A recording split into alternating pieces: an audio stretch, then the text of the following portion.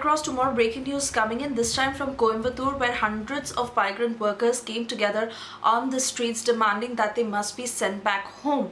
Now, these are workers from Uttar Pradesh who have been working in Coimbatore either in the construction sector or in factories.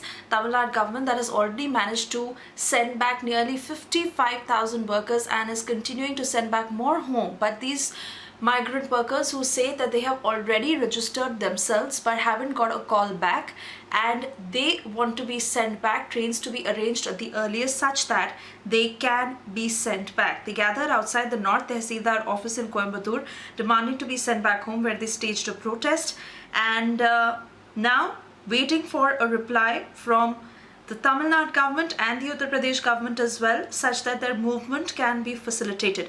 Sanjeevi, my colleague, joining us live from Chennai. Sanjeevi, what more are you picking up on this?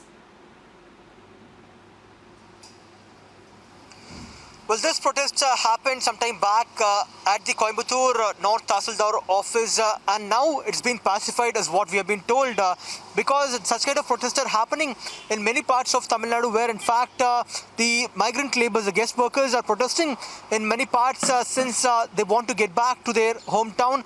But in fact, the government officials are also trying to pacify them and send them back to their workplace or to their homes, is what is happening in many places. But now, as I mentioned, 55,000 migrant labourers have been sent to their states by the Tamil Nadu government right now in trains, on almost 60 trains is what the Tamil Nadu government claims right now. In fact, the Tamil Nadu Chief Minister Edappadi Palaniswamy have also appealed the migrant labourers to be patient, and the government officials will in fact call them after registering. But in this particular case, they also say that they registered long back, but still they haven't got a call from the government office, and that is why they got into the road and also started protesting. So in fact, the government had promised them that they will be sent back to their town in 2 days of time. In fact, there was a protest which happened at Coimbatore last week, where people from Bihar were also protesting, and they were sent to the state just the evening itself, where a special train was arranged.